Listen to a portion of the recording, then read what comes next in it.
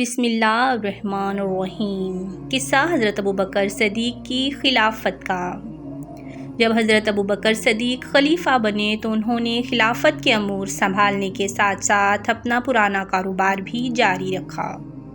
وہ کپڑا بیچتے تھے تاکہ اپنے گھر کا خرچ چلا سکیں۔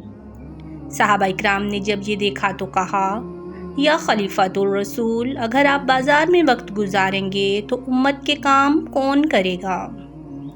پھر بیت المال میں سے ان کے لیے ایک معمولی وظیفہ مقرر کیا گیا، جو کہ صرف اتنا ہی تھا کہ ان کی بنیادی ضروریات پوری ہو سکیں۔ وقت گزرتا گیا۔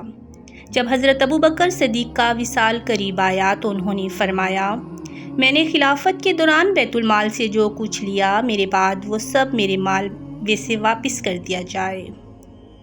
ان کی وصال کے بعد ان کے خادم نے ان کی ہدایت کے مطابق ایک اونٹ، ایک غلام اور ایک چادر بیت المال کو واپس کر دی۔